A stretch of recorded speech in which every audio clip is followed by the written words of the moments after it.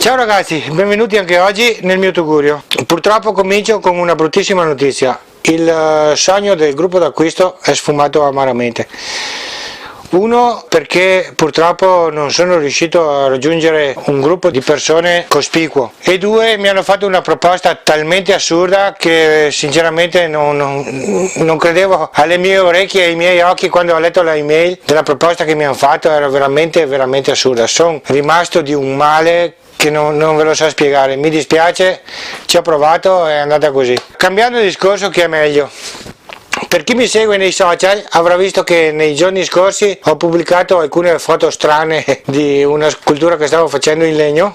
L'ho fatta su richiesta per un torneo qua in zona. Ho pensato di farne un video perché ora è tempo d'estate e una scultura così riporta al famoso film, e quale meglio cosa per giocare, per divertirsi con gli amici in spiaggia o dovunque sia.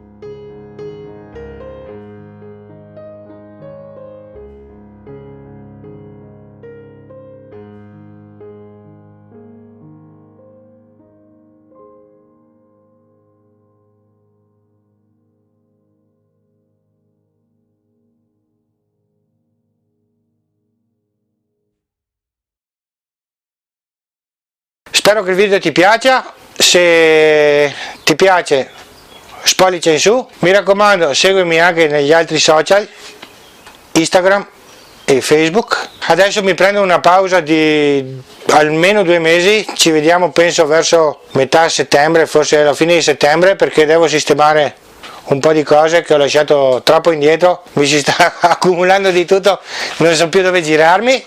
Quando ritornerò a bomba, penso proprio a bomba, perché ho delle iniziative in corso che se vanno in porto veramente faccio esplodere il Tugurio. Vi auguro una buona estate a tutti, buon divertimento con i vostri amici e ci vediamo presto. Ciao!